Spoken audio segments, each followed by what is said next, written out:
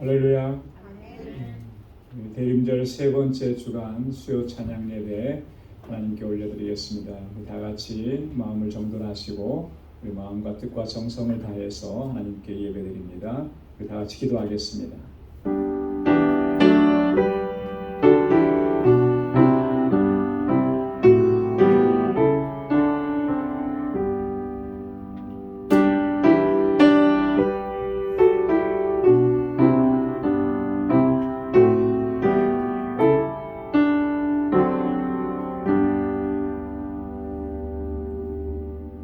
내가 여호와의 인자하심을 영원히 노래하며 주의 성실을 내 입으로 대대에 알게 하리이다.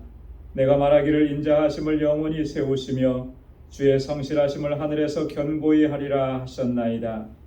주께서 이르시되 내가 나의 택한 자와 언약을 맺으며 내 종 다윗에게 맹세하기를 내가 내 자손을 영원히 견고히 하며 내 위를 대대에 세우리라 하였다 하셨나이다.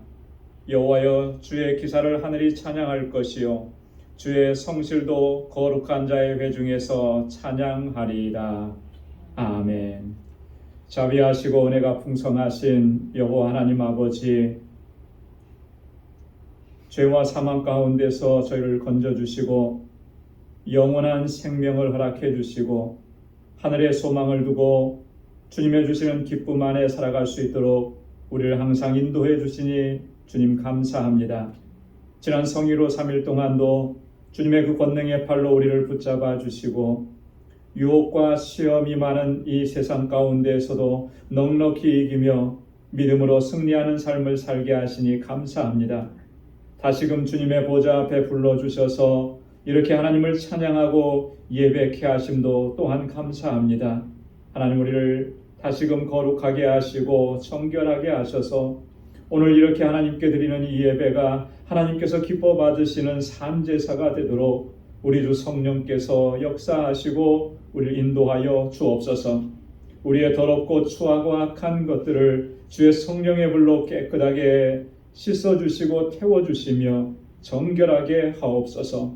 온 마음을 다하여 하나님 예배하는 이 시간 되게 하시고 하나님, 우리 가운데 임하시는 주님을 경험하는 복된 자리가 되도록 역사하여 주옵소서. 감사하며 예수님의 이름으로 기원하옵나이다. 아멘. 전능하사 천지를 만드신 하나님 아버지를 내가 믿사오며 그 외아들 우리 주 예수 그리스도를 믿사오니 이는 성령으로 잉태하사 동정녀 마리아에게 나시고 본디오 빌라도에게 고난을 받으사 십자가에 못 박혀 죽으시고 장사한 지 사흘 만에 죽은 자 가운데서 다시 살아나시며 하늘에 오르사 전능하신 하나님 우편에 앉아 계시다가 저리로서 산 자와 죽은 자를 심판하러 오시리라. 성령을 믿사오며 거룩한 공예와 성도가 서로 교통하는 것과 죄를 사하여 주시는 것과 몸이 다시 사는 것과 영원히 사는 것을 믿사옵나이다. 아멘. 찬양으로 하나님께 영광 돌리겠습니다. 새롭게 하소서.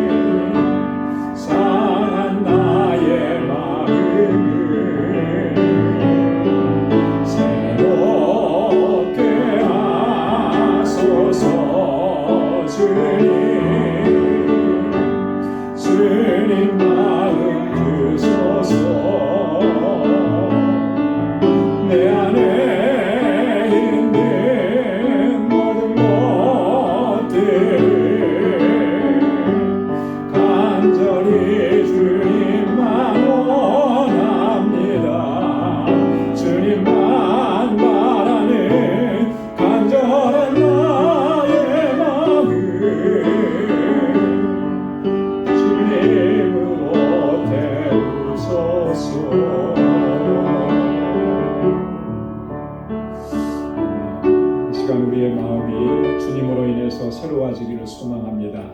주님의 것으로 채워지고 주님의 사랑으로 채워질 때 주님께서 기뻐하시는 거룩한 삶을 살아가게 될 줄로 믿습니다. 찬송 417장 큰 죄에 빠진 날. 큰 죄에 빠진 나를 주 예수 건지사 그 넓은 품에 다시 부르시는 애는 저 바다보다 깊고 저 하늘보다 높다 그 사랑 영원토록 나 찬송하리라. 날로 더욱 귀하다 날로 더욱 귀하다 한이 없이 넓은 우리 주의 사랑 날로 더욱 귀하다. 옛날에 유대 땅에 주 예수 다닐 때 그 은혜 받으려고 큰 물이 모였네. 눈먼 자 병든 자를 다 고쳐주셨으니 나 같은 죄인까지 그 은혜 받도다. 날로 더욱 귀하다 날로 더욱 귀하다 한이 없이 넓은 우리 주의 사랑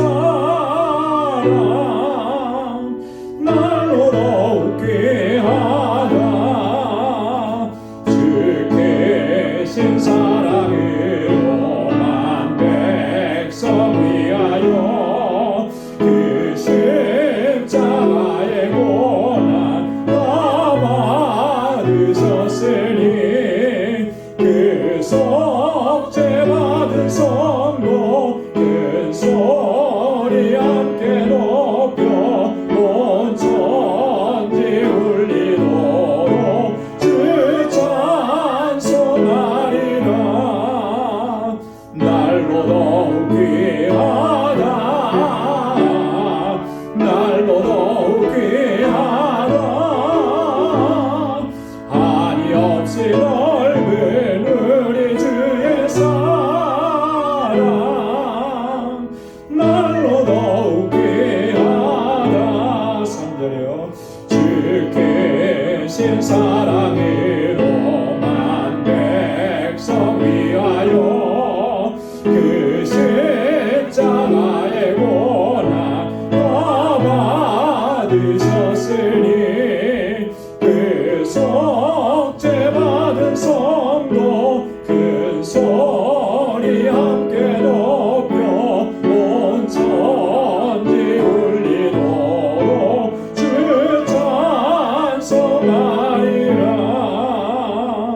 날로 더욱 귀하다 날로 더욱 귀하다 한이 없이 넓은 우리 주의 사랑 날로 더욱 귀하다. 아멘. 주님의 사랑은 한이 없다 그랬습니다. 그 사랑이 너무나 귀하고 그 사랑으로 인해서 우리가 주님 앞에 선 줄로 믿습니다. 주님의 주신 사명 또 우리가 잘 감당하기로 다짐하고 결단하는 이 시간 되기를 원합니다. 내 마음에 주를 향한 사랑이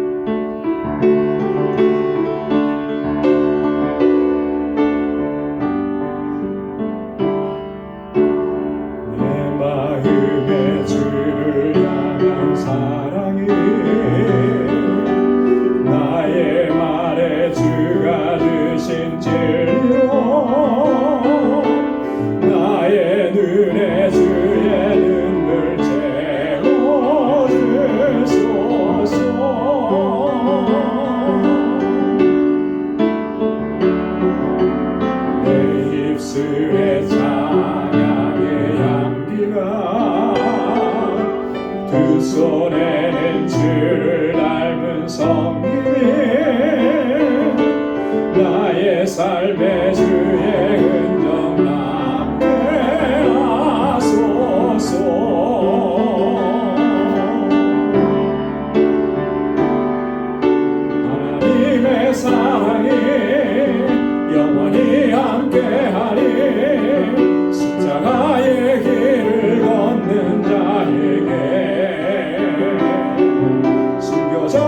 주님의 삶을 사는 이에게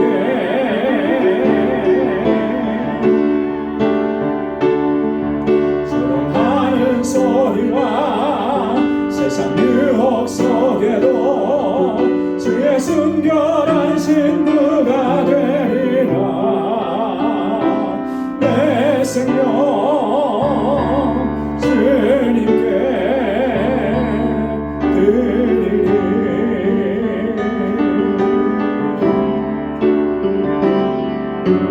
내 마음에 주를 향한 사랑이 나의 말엔 주가 주신 진리로 나의 눈에 주의 눈을 채워주소서.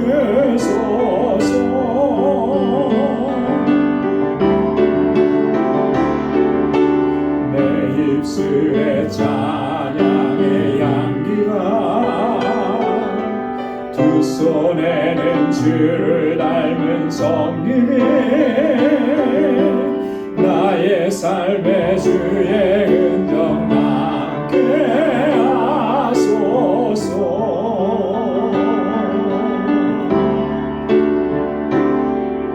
하나님의 사랑이 영원히 함께하리. 십자가의 길을 걷는 자에게 순교자의 삶을 사는 이에게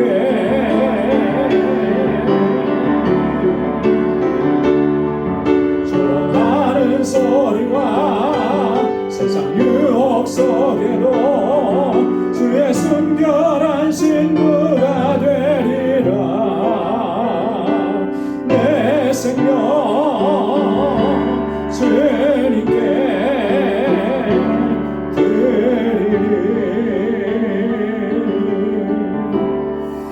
아멘. 주의 순결한 신부가 되어서 우리의 모든 것 다 주님께 드릴 수 있는 모두가 되기를 소망합니다. 이 시간 우리 다 함께 통성으로 함께 기도하겠습니다. 우리 교회를 위해서, 또 교회에 세워주신 사역자들을 위해서, 또 주의 신실한 종들을 위해서, 우리 교회 학교와 유스롭과 EM을 위해서, 또 EM의 사역자 청빙을 위해서 같이 기도해 주시고요. 우리 교우들을 위해서 기도하실 때 특별히 환우들을 위해서 기도해 주시고, 우리 연로하신 어르신들을 위해서 기도해 주시기 바랍니다.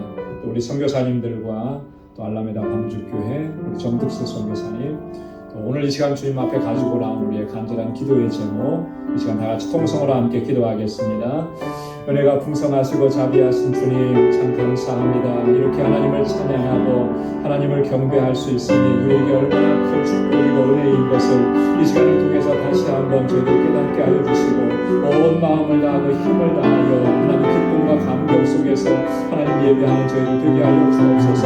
아버지 하나님, 또 이 시간 저희들 마음을 같이 하고 뜻을 같이 하여서 주님 앞에 부르짖게 하시고 기도하게 하시니 하나님 감사합니다. 우리의 연약함을 보게 하시고 우리의 허물과 죄악을 보게 하시고 주님 앞에 엎드릴 수 있도록 은혜의 자리로 불러주신 하나님 감사합니다. 언제나 겸비함으로 주님 앞에 나아가게 하시고 겸손한 마음으로 주님께 나아가서 우리의 허물과 죄악을 고백하며 우리의 연약함을 고백하고 아버지 하나님 주님의 사랑을 주님하고 하나님의 아버지 그일과 자비를 구하는 저희를 되게 하여 주옵소서. 단 한순간도 저희의 마음이 높아지지 않도록 나를 다스려 주시고 주장하여 주옵소서.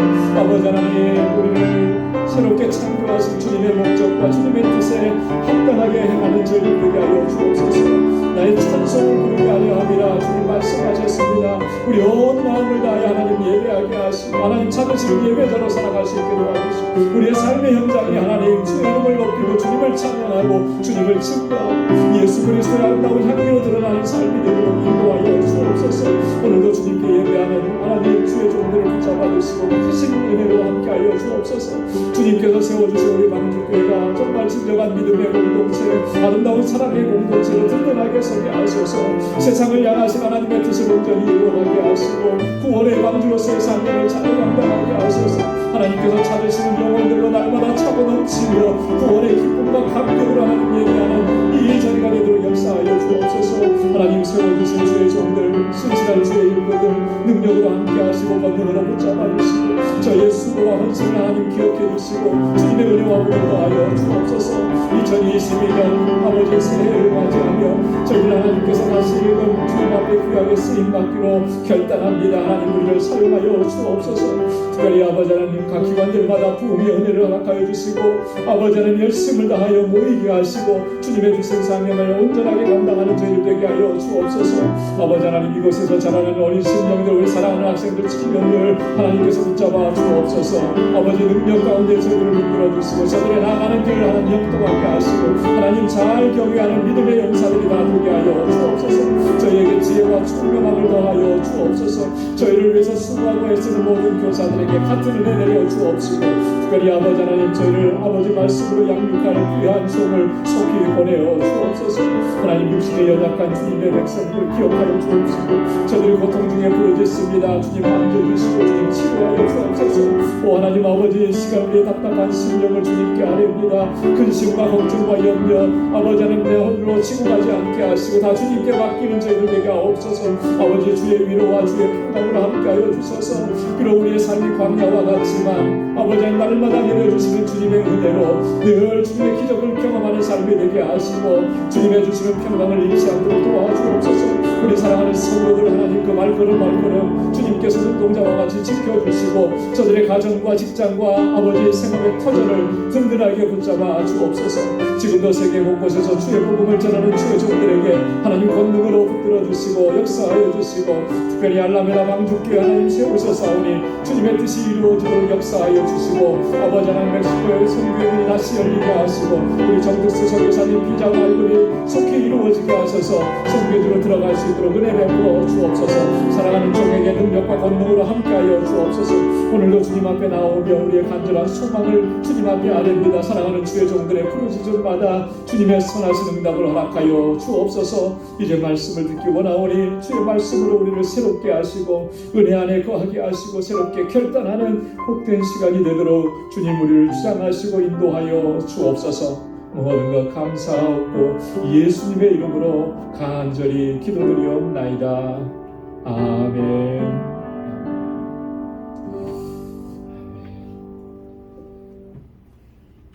오늘 묵상할 하나님 말씀은 우리 로마서 제4장 13절에서 마지막 25절까지 말씀입니다. 로마서 제4장 13절에서 25절까지. 우리 찾으셨으면 한 절씩 교독하도록 하겠습니다. 13절부터 보겠습니다. 아브라함이나 그 후손에게 세상의 후사가 되리라고 하신 언약은 율법으로 말미암은 것이 아니요 오직 믿음의 의로 말미암은 것이니라.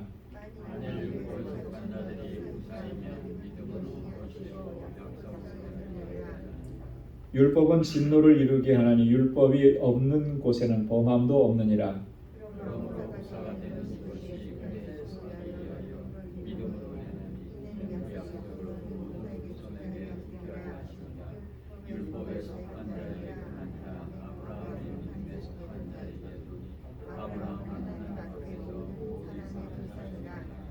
기록된 바 내가 너를 많은 민족의 조상으로 세웠다 하심과 같으니 그의 믿은 바 하나님은 죽은 자를 살리시며 없는 것을 있는 것 같이 부르시는 이시니라.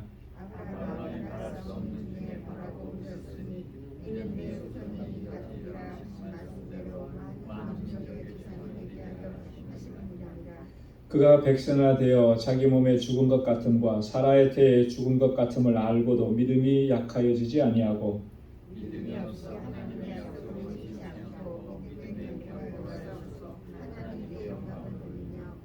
약속하신 그것을 또한 능히 이루실 줄을 확신하였으니 저에게 의로 여기셨다 기록된 것은 아브라함만 위한 것이 아니요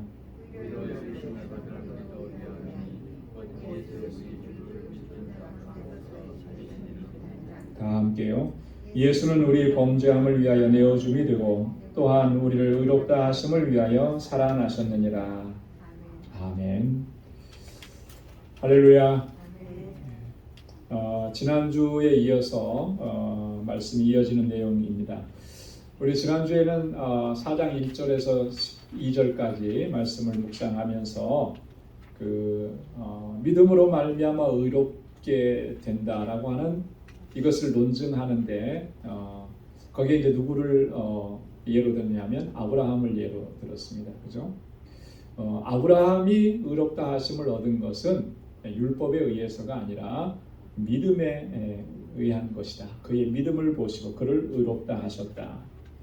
3절에서 그렇게 얘기했습니다. 의롭다 하심을 얻은 것은 율법의 행위로서가 아니라 믿음으로 말미암은 것이다.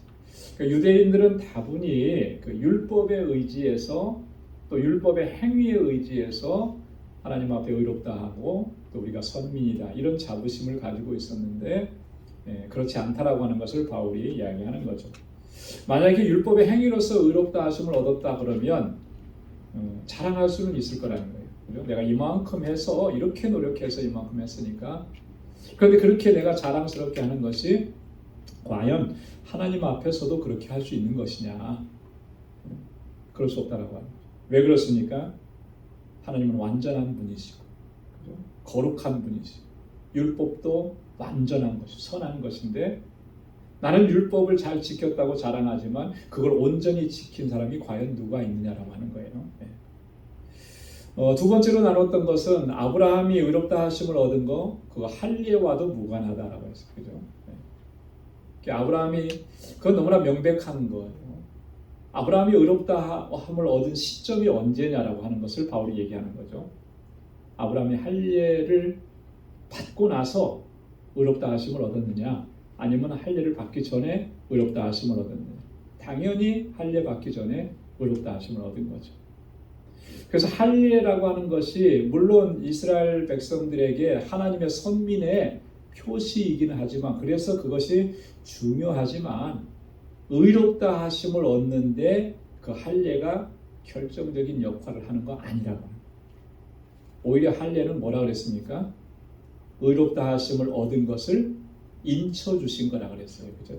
도장을 찍어 주신 거라 그랬어요. 너는 의로운 사람이야 하고 하나님께서 도장 찍어 주신 거라 그랬습니다. 여러분 도장 찍어 주신 것은 도장 찍는 건 뭐예요? 어떤 사건과 상황이 분명히 일어난 거예요. 그죠? 그 상황이 먼저인 거죠. 도장을 찍었기 때문에 그 상황이 생겨난 게 아니고 발생한 게 아니고 어떤 상황이 일어난 것을 확증하기 위해서 도장을 꽝 찍어주는 거잖아요. 마찬가지라는 거예요. 그래서 할례는 그런 거지. 너희가 할례를 받았다 그래서 그 할례가 너희가 다 의롭다함을 얻었다라고 하는 거 그것을 얘기하는 게 결코 아니라는 거예요. 그래서 11절에 보면 저가 할례의 표를 받은 것은 무할 예시에 믿음으로 된 의를 인친 것이라. 믿음으로 의롭다 하심을 얻은 것을 인쳐 주신 거라는 거예요. 그래서 여기서 중요한 건 뭐냐면 너희가 할례 받았다라고 자랑하는데 그 유대인들은 태어난 지 8일 만에 다 할례를 받으니까 자동적으로요. 그 자랑하는데 과연 너희가 하나님 앞에서 믿음으로 의롭다 하심을 얻은 거냐? 분명히 너희가 믿음으로 의롭다 함을 얻었느냐? 이거 생각해 보라는 거예요. 할례는 뭐 요즘에 우리 신앙생활 하면서 우리가 받는 세례와도 이렇게 비교가 될 수가 있을 것 같아요. 그죠? 그러면 세례 받았다고 해서 정말 여러분들이 세례 받은 거 하나만 가지고 다 구원받았다고 얘기할 수 있느냐? 그렇게 돼야 되는 게 맞는 건데요. 그렇죠? 그렇게 돼야 되는 게 맞는 건데 요즘에 세례를 받는데 정말로 말 믿음의 고백을 가지고 결단하고 하나님 앞에서 그러고 세례 받는 사람도 있지만 그렇지 않은 사람들도 있는 거예요. 그렇죠? 그렇기 때문에 세례 받았으면 세례 받은 사람은 무조건 다 구원받은 사람이 이렇게 말하기가 굉장히 위험스러운 거라는 거죠. 오늘 어떤 후배 목사님을 통해서 좀 이렇게 간단한 상담 아닌 상담을 들었는데 그런 고민을 얘기하더라고요. 이제 아들이 입교를 해야 되는데 당연히 목사님 아들이니까 입교를 할 거라고 생각하는 거죠. 근데 얘가 입교를 받으라 그러니까 고민이라는 거예요. 입교를 받는 게 아직은 준비가 안 됐다고 그렇게 얘기를 하더래요. 왜 준비가 안 되냐 깜짝 놀란 거죠. 나는 아직까지 하나님이 정말 내 안에 들어와 계신지에 대한 확신이 없다는 거예요. 그런데 내가 어떻게 입교를 받겠냐? 목사님이 좀 충격을 받은 거예요. 충격을 받아갖고 저한테 이제 고민을 이제 조금 상담을 한 건데, 기다려주자. 그리고 기도하라. 기도하자. 하나님께서 택하신 자녀인 건 분명한데 그 안에 확신이 없으니까 지금 저렇게 하는 건데, 자기도 얼마나 고민이 됐겠냐고. 분명히 그때가 올 거라고. 입교를 지금 받느냐, 16살, 17살 됐으니까 입교 받는다. 그거는 너무 지금 우리가 만들어 놓은 형식에 맞춰서 그걸 딱 하려고 하는데, 여러분 그렇게 했다고 한들 본인이 이 안에서 확신이 없는데 그 입교 받은 게 무슨 의미가 있겠냐. 본인이 분명한 확신이 와야 되는 거예요. 그죠? 그리고 나서 입교 받아야 돼요. 그러면 그가 정말 하나님의 구원의 은혜를 입은 자인 것이 분명한 거죠. 우리가 세례에 대해서도 이렇게 분명한 그런 이해가 있어야 돼요. 그냥 나는 세례 받았으니까 그게 아니라는 거죠. 세례는 인쳐주는 거예요. 인쳐주는. 근데 그게 정말 영적으로 하나님의 백성이라고 인쳐주는 사건이 될 수 있으려면, 나는 내가 하나님을 영접하고 예수 그리스도를 영접하고 구원의 확신을 가지고 있는 게 중요한 거죠. 그거 없이 그냥 세례 받아서 나는 구원받은 거야, 이거는 굉장히 위험한 거라는 거예요. 자, 그리고 오늘 그러면 함께 나눌 본문 말씀을 좀 같이 보겠습니다. 13절 말씀부터 25절까지인데 두 부분으로 좀 나눠볼 수가 있는데요. 13절부터 17절까지가 이제 한 단락, 18절에서부터 25절까지가 두 번째 단락입니다. 여기서는 이제 아브라함의 믿음에 대해서 이야기하는 거예요. 그죠? 아브라함이 믿음으로 말미암아 의롭다함을 얻었는데, 그러면 아브라함에게 있는 그 믿음은 어떤 믿음이었느냐라고 하는 것을 바울이 아브라함의 삶에서 드러난 그 믿음의 모습을 가지고 설명을 하는 내용입니다. 자, 먼저 13절에서 17절까지는 이제 영적 후손, 세상의 후사라고 하는 부분들을 얘기하는데, 이것은 하나님께서 아브라함에게 약속으로 주신 것들이죠. 자, 먼저 그러면 다시 한번 보겠습니다. 13절부터 14절까지 말씀을 읽어보는데요. 세상의 후사가 되리라 하나님께서 아브라함에게 그렇게 말씀하셨어요. 한번 같이 읽어보겠습니다. 시작. 아브라함이나 그 후손에게 세상의 후사가 되리라고 하신 언약은 율법으로 말미암은 것이 아니요 오직 믿음의 의로 말미암은 것이니, 만일 율법에 속한 자들이 후사이면 믿음은 헛것이 되고 약속은 폐하여졌느니라. 아멘. 세상의 후사가 되리라는 언약, 하나님께서 아브라함을 부르시고 아브라함과 약속해 주시고 언약을 맺어 주신 내용이잖아요. 창세기에 보면 하나님께서는 이것을 반복적으로 말씀을 해주세요. 창세기 12장에 하나님께서 아브라함을 부르셔서 하나님께서 말씀하시고 그에게 그 언약을 맺어주시고 복을 주시는 장면이 나오죠. 그 이후로 보면은 반복됩니다. 그래서 창세기 15장 5절에 보면 이 말씀을 기록해 놨는데요. 하늘을 우러러 무뼈를 셀 수 있나 보라. 또 그에게 이르시되 내 자손이 이와 같으리라. 뭐에 대한 약속을 해주셨어요? 후사에 대한 약속, 자손에 대한 약속. 얼마만큼 많게 해주신다는 거예요? 하늘의 별처럼. 여러분, 하늘의 별은 요즘에 도시에서는 하늘의 별 보기가 참 쉽지 않은데요.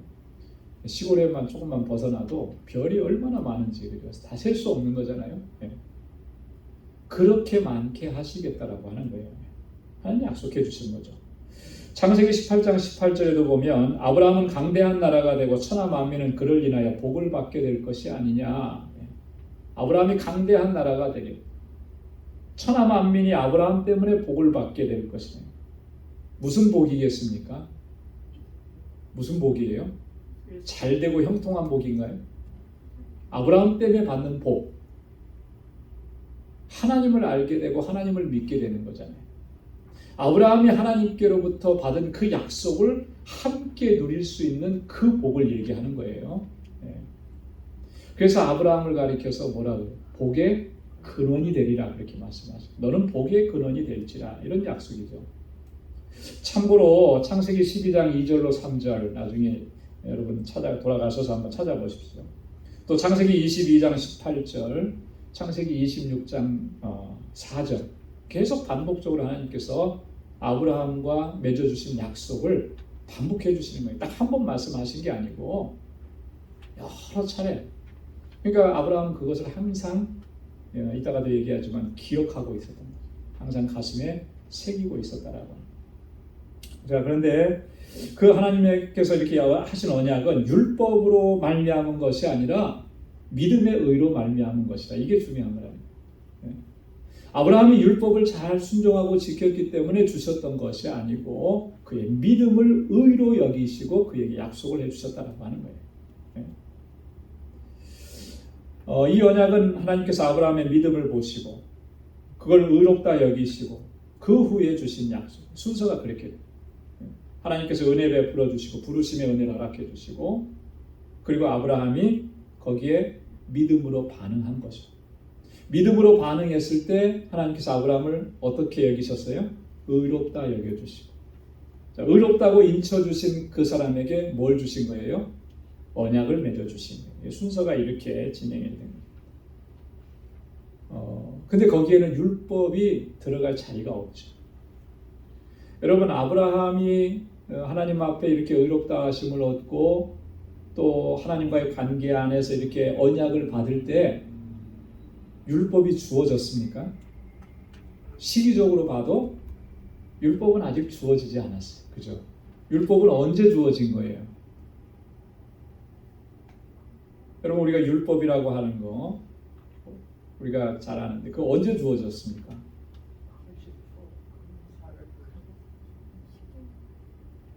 이것도 모르시면 안 되는데 율법을 주어주신 거는 이스라엘 백성들이 출애굽하고 난 후에 광야의 길로 접어들어서 어디로 올라가요? 시내산에서 머물잖아요. 그죠? 하나님께서 모세를 시내산으로 부르셨습니다. 시내산 꼭대기로. 거기서 얼마 동안 있었어요? 40일 밤낮을 금식하면서 하나님의 부르심 앞에 섰는데 그 금식이 끝났을 때에 하나님께서 십계명을 비롯한 율법의 말씀들을 주신 거예요. 자, 그러면 아브라함의 때부터 모세가 율법을 받을 때까지 얼마만큼의 시간이 흘렀을까요? 430년. 예, 근데 정확하게 시간을 계산해 보면 그보다 더 되는 거예요. 그죠? 왜냐하면 보십시오. 아브라함의 아들이 누구예요? 이삭의 아들은 누굽니까? 야곱. 또 야곱의 아들은 누구예요? 요셉. 그죠? 요셉이 어디로 갔어요? 애굽으로 팔려갔죠. 요셉이 애굽으로 팔려간 그때로부터 다시 나올 때까지 기간이 480년이에요. 자, 그러니까 아브라함에서부터 야곱까지의 기간이 더해지면 그보다 훨씬 더한 거예요. 그러니까 율법은 이렇게 늦게 주어진 거예요. 율법이 주어지기도 훨씬 이전에 하나님께서는 아브라함에게 아브라함의 믿음을 보시고 그를 의롭다고 하시고 이런 언약을 맺어주신 거예요. 그러니까 유대인들이 지금 생각하는 게 다 틀렸다라고, 잘못됐다라고. 그래서 바울이 2절에서 그렇게 얘기합니다. 만일 그래요. 만일이라고 하는 말은 뭐예요? 그렇지 않다라고 하는 걸 전제하는 거죠. 그죠? 그렇지 않은데 만일 너희들이 그렇다고 말한다면 이런 거예요. 만일 율법에 속한 자들이 후사이면 믿음은 헛것이 되고 약속은 폐하여졌느니라. 아주 바울이 단호하게 얘기하는 거예요. 만약에 율법에 속한 자들이 그 사람들이 후사가 된다면 그러면 믿음이라고 하는 것은 다 헛것이다. 헛것이라는 말이 뭐예요? 가치 없는 것이 되어버린다라고. 약속은 폐해진다라고 하는 거예요. 약속이 폐해진다라고 하는 건 무효화된다라고 하는 거예요. 그죠? 이게 얼마나 잘못된 것이냐, 얼마나 그 오류냐라고 하는 것을 바울이 알기 위해서 단호하게 이야기하는 것입니다. 그래서 이 세상의 후사가 되리라고 하신 이 언약은 율법에 의해서가 아니라 믿음에 의해서 아브라함이 하나님을 믿음에 그것을 의롭다 하셨기 때문에 하나님 그렇게 언약을 주셨다라고 하는 거, 이거 바로 이해하라고 하는 그런 말씀. 자, 그 다음에 이 율법에 그러면 율법은 뭘 이루는 것인가? 우리가 율법의 역할, 율법의 기능을 이해하고 있습니다. 율법이 어떤 역할을 하느냐. 여기서도 바울이 또 한번 얘기하는데요. 15절 한번 같이 읽어볼까요? 시작. 율법은 진노를 이루게 하나니 율법이 없는 곳에는 범함도 없느니라. 자, 율법은 뭘 이룬다 그랬어요? 진노를 이룬다 그랬어요. 율법은 그러니까 무시무시한 거잖아요, 그죠? 진노를 이룬다라고 하는 말은 하나님의 심판이 임할 수밖에 없다라고 하는 그런 의미인데, 왜 이렇게 말을 하느냐고 하면 율법의 역할이 그런 거기 때문에 그래요. 율법이라고 하는 것은 정죄하는 역할을 합니다. 법이라고 하는 것은 그렇잖아요. 사람을 정죄하는 역할을 해요. 법을 잘 지켰을 때는 괜찮지만 법을 잘못 지키게 되면 어떻게 됩니까? 너는 죄인이야, 이렇게 정죄하는 거죠. 뭐가 정죄하는 겁니까? 사람들이 나를 가리켜서 손가락질 안 해도 법이 나를 가리켜서 그렇게 얘기하는 거예요. 너는 범법자야, 이렇게 정죄하는 거예요. 법은. 그래서 율법의 기능은 뭐냐면 나로 하여금 내 죄를 깨닫게 하는 거죠. 율법이 있기 때문에 하나님께서 정해준 법칙이 있고 규례가 있고 법도가 있기 때문에 그것을 비추어 봤을 때 내가 죄인이구나, 내가 이런 죄를 졌구나, 그걸 깨닫게 되는 거예요. 율법은 그런 기능을 하는 거죠. 여기에서 해당이 안 되는 사람은 아무도 없다라고 합니다. 다 해당이 되잖아요. 다 죄인인 게. 아까도 말씀드렸듯이 율법을 완전하게 지킬 수 있는 사람은 아무도 없는 거예요. 그렇죠? 자, 그런데 여기 이어서 보는 말씀 보면 율법이 없는 곳에는 범함도 없느니라 그랬어요. 이것도 마찬가지죠. 율법이 없는 곳에는 범함이 없다. 율법이 기능을 발휘하지 못하는 곳에는 죄라는 것이, 죄를 범했다라고 하는 것이 성립이 될 수가 없다. 율법이 제대로 역할을 하고 그 기능을 발휘하면 율법을 범했으면 죄가 성립이 되는데, 그죠? 죄를 범했다고 이렇게 되는데 율법이 그 기능을 못하거나 법이 없으면 무엇을 가지고 범죄했다고 얘기하지? 할 수가 없는 거죠. 자, 이게 이제 쉽게 이해하면 이런 거예요. 요즘에도 지금 그런 현상이 일어나. 어떤 사람이 분명히 잘못을 했어요. 누가 봐도 그건 잘못이에요. 근데 법적으로 따져 들어가면 처벌할 수가 없다라고 하는 그런 얘기가 종종 나와요. 왜 처벌할 수 없다 그러냐면 관련 법이 없어서. 그런 경우들 혹시 들어보시지 않았어요? 분명히 잘못했어요. 근데 재판에 가보니까 이 사람이 죄를 물을 수가 없대요. 왜? 법이 없어서. 참 이런 거는 난감하잖아요. 네? 난감해요. 이런 상황을 두고 얘기하는 거예요. 법이라고 하는 게. 만약에 율법이 없다면 범함도 없었을 것이다. 그런데 그것이 죄악된 행위 자체가 없었다, 그것이 죄가 안 된다, 그런 의미는 아니라는 거예요. 죄로 인정됨이 없다라고 하는 그런 의미라고 하는 거예요. 사람들은 그것을 죄인 줄 모른다라고 하는 그런 의미죠. 분명히 하나님 앞에서는 그게 죄가 되는데. 율법은 그런 기능을 하는 겁니다. 우리를 구원하고 우리를 의롭다 하고 하나님 앞에 온전하게 세워가는 역할을 하는 것이 아니고 우리를 죄인이라고 하는 것을 자꾸 깨닫게 하십니다. 그게 율법이에요. 그래서 바울은 이 율법은 갈라디아서 3장 23절에서 뭐라 그랬습니까? 몽학선생이라. 죄를 깨달으면 어디로 가게 돼 있어요? 그 죄의 문제를 해결해 주시는 분 앞으로 가게 돼 있는 거예요. 그래서 율법의 역할은 우리로 하여금 죄를 깨닫게 해서 그 문제를 해결해 줄 수 있는 분 앞으로 가게 하는 것.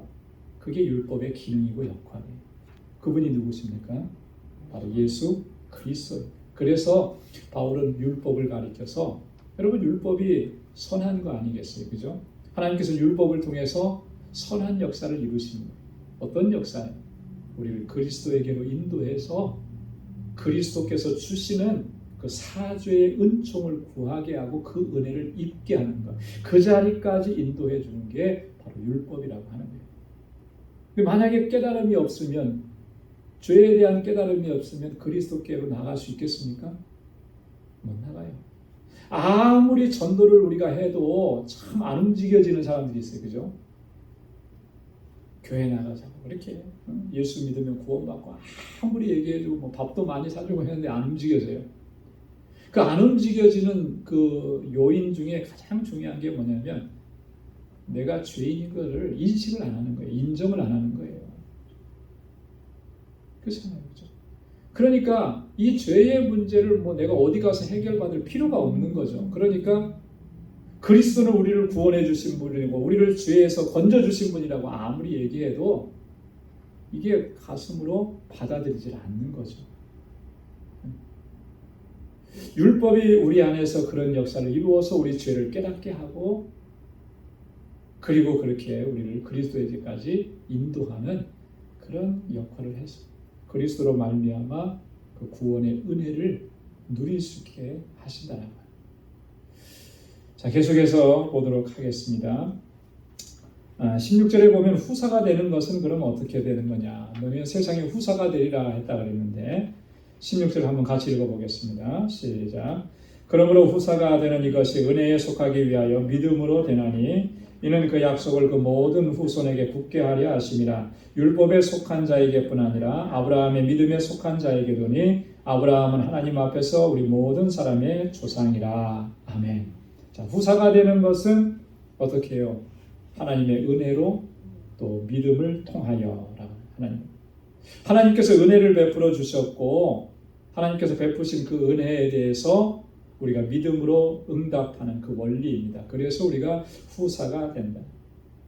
자, 에베소서 2장 8절에서 바울이 이 원리를 그대로 적용해서 우리의 구원의 관계에 대해서 이렇게 설명을 했습니다.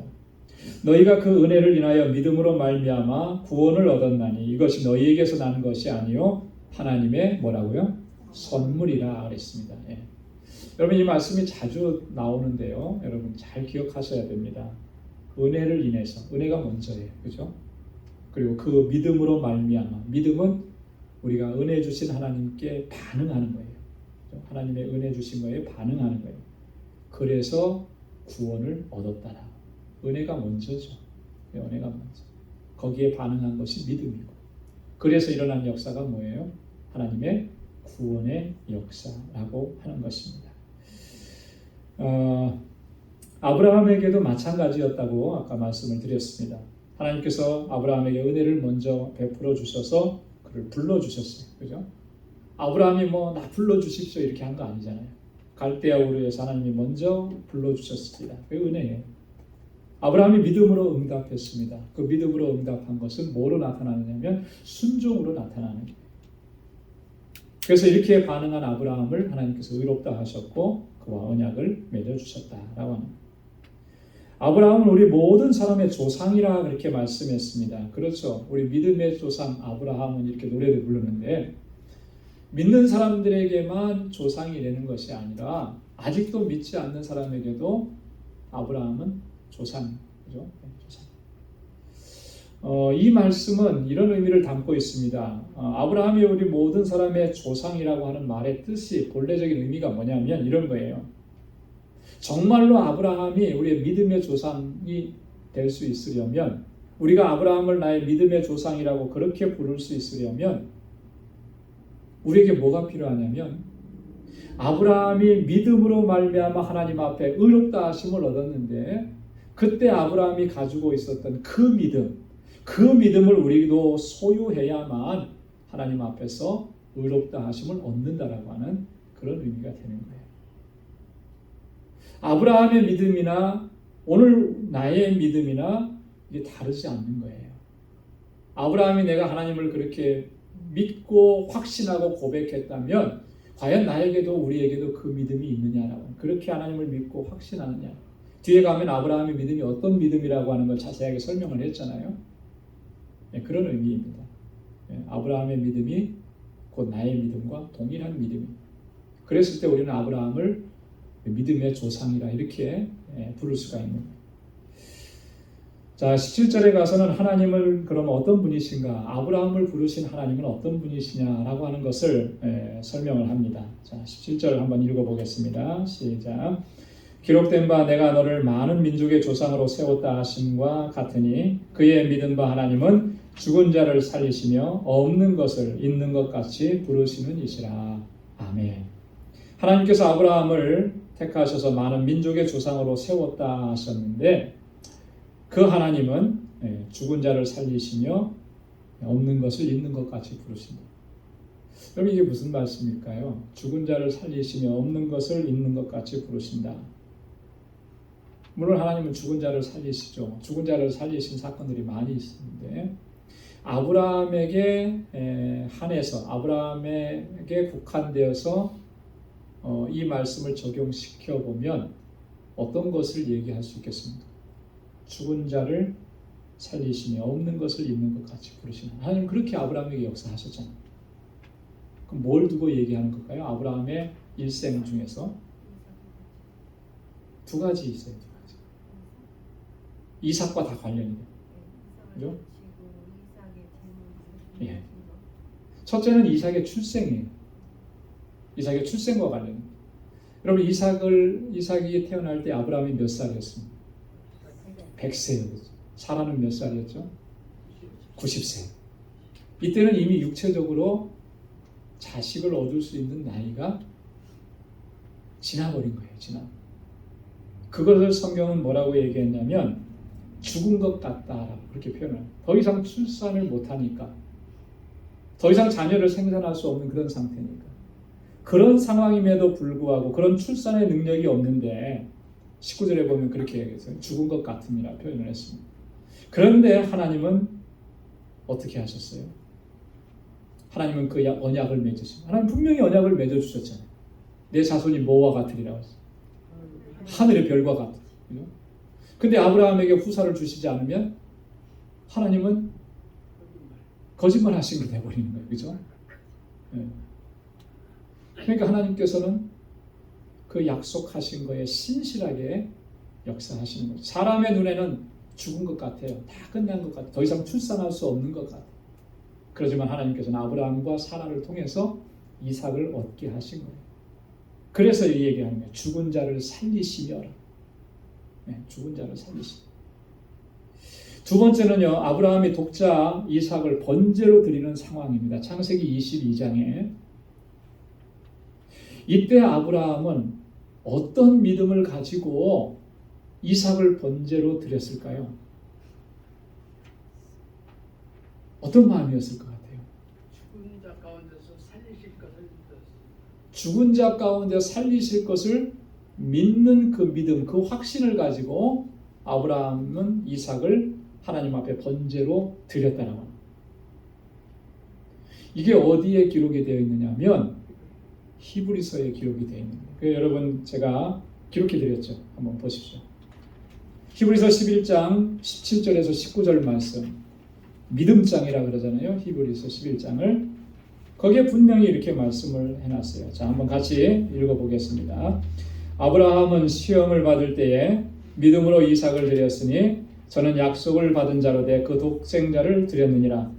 저에게 이미 말씀하시기를 내 자손이라 칭할 자는 이삭으로 말미암으리라 하셨으니 저가 하나님이 능히 죽은 자 가운데서 다시 살리실 줄로 생각한지라 비유컨대 죽은 자 가운데서 도로 받은 것이니라. 아멘.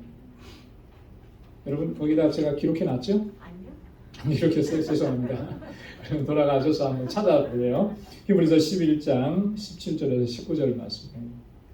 여러분 히브리서 기자는 이 창세기 22장에 있는 내용을 아주 분명하게 명확하게 이렇게 설명을 했습니다. 아브라함은 믿음으로 이삭을 드렸다 그랬습니다. 믿음으로.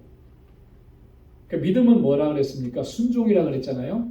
근데 이 믿음은 단지 하나님께서 이삭을 바치라 그렇게 했으니까 바치라고 한 것에 내가 군소리 않고 바친 그런 행위만 포함된 게 아니고 아브라함 여기서 믿음이라고 한 이 믿음 안에는 또 다른 것이 하나 더 있다라고 하는 거예요. 그건 뭐냐면 이거예요. 하나님이 능히 죽은 자 가운데서 다시 살리실 줄로 생각합니다. 이거 놀랍지 않습니까? 하나님께서 자 번제단에 올라가면은 그거 어떻게 되는 거예요? 죽는 거죠, 죽는 거예요. 그죠? 근데 아브라함은 무슨 생각을 한 거예요? 어떤 믿음을 가지고 있어요? 하나님께서 다시 살리실 것을 죽은 자 가운데서 다시 살리실 것을 믿었다는 거예요. 그게 구체적으로 아브라함이 뭐 어떻게 여기서 하나님께서 설마 하나님께서 죽이게 하시겠어 뭐 이렇게 했는지 아니면 또 다른 아들을 주실 거야 뭐 이런 믿음을 가졌는지 그것에 대한 구체적인 내용은 없지만 분명한 건 뭐냐면 하나님께서 죽은 자 가운데서 다시 살리실 것이다. 이 믿음이 있는 거예요. 이 확신이. 여러분 이 믿음과 이 확신은 무엇에 근거한 것이겠습니까? 하나님의 내 후손이 하늘의 별과 같이 많으리라. 그렇죠. 예. 두 가지예요, 두 가지. 첫째는 하나님의 언약이, 하나님의 약속. 그죠? 하나님의 약속. 하나님 분명히 약속하셨는데, 자, 지금 상황을 보십시오. 이 아들 데려가 버리시면 이제는 자식이 없어요. 그죠? 자, 이때 이 이삭의 나이가 청소년기예요. 10대 한 좀 얼마 됐을 때. 그럼 아브라함의 나이는 얼마나 더 된 거예요? 110세가 넘어간 거예요. 그죠? 100세 때도 아들을 못 낳는다고 그랬는데 110세가 넘어갔으면 당연히 더 못 낳는 거죠. 그런 상황인데 아브라함은 조금도 요동하지 않고 믿음으로 이 이삭을 바치는데 그렇게 바칠 수 있었던 것은 하나님께서 약속하신 것을 그가 믿었기 때문에 하나님의 약속이 있었기 때문에 그렇잖아요. 하나님 분명하게 약속해 주셨습니다. 근데 그 약속을 붙잡으니까 이 아브라함이 이런 거예요. 이렇게 이삭을 드릴 수가 있었던 거예요.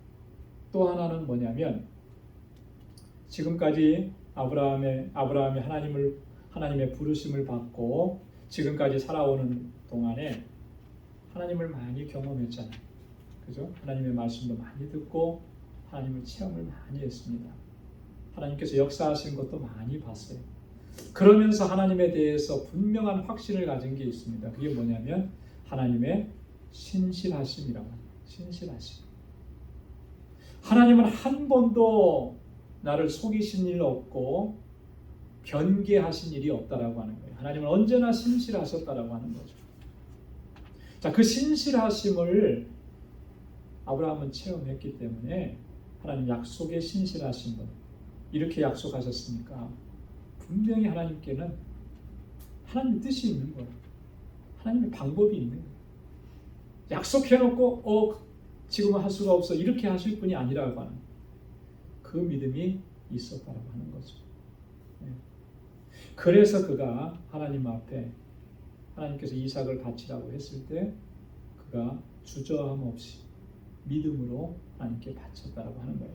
자, 그런데 그것을 지금 히브리서 기자가 이렇게 표현한 거죠. 저가 하나님의 능히 죽은 자 가운데서 다시 살리실 줄로 생각한지라 비유컨대 죽은 자 가운데서 도로 받은 것이니라. 그러니까 이삭을 다시 품에 안았을 때는 어떤 거예요? 죽은 자 가운데서 다시 받은 거죠. 그렇지 않겠습니까? 이미 번제단에 올라갔을 때는 죽은 거예요. 이삭은. 그런데 하나님께서 다시 그 이삭을 내리셔서 아브라함의 품에 안기게 하신 거죠. 죽었다가 다시 받은. 자, 하나님은 어떤 분이시냐라고 했을 때 17절에 그렇게 말씀하시잖아요. 죽은 자를 살리시며 없는 것을 있는 것 같이 부르신 자라.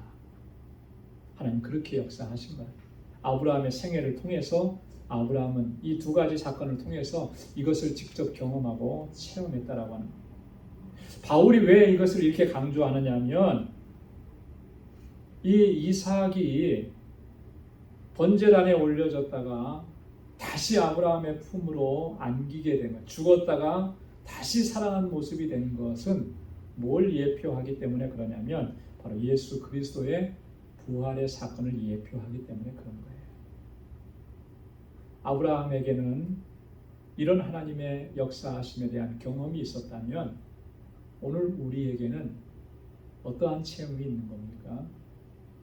사망 권세 깨뜨리시고 다시 살아나시고 부활하신 그 주님께서 우리를 하나님의 백성으로, 그죠? 영원한 생명으로 구원의 은혜를 허락해 주신 사건이기 때문에 이게 같이 연결이 되는 거기 때문에 바울이 이렇게까지 강조하고 있는 것입니다.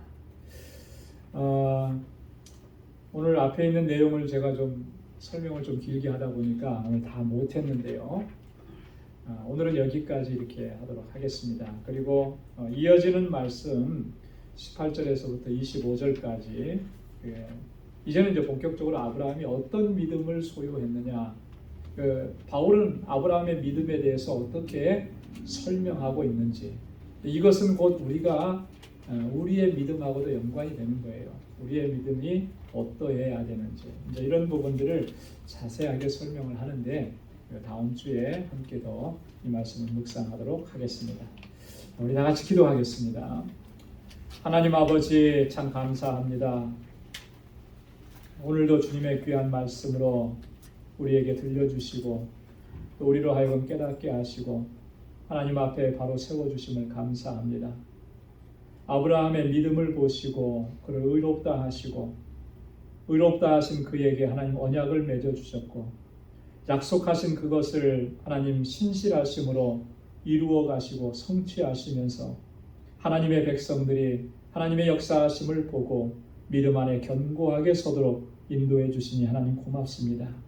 우리를 이렇게 하나님의 거룩한 자녀로 삼아주시고 분초마다 불꽃 같은 눈동자로 살피시고 보호하시고 인도하시며 나의 삶 속에서 귀한 역사를 이루어 주신 하나님 고맙습니다. 감사합니다. 이제는 그 하나님의 역사하심으로 인해서 우리가 조금 더 흔들리지 않게 하시고 요동치 않게 하시고 우리가 이 세상에서 어떠한 일을 만나도 하나님 결코 좌절하거나 낭망하지 않게 인도하여 주옵소서.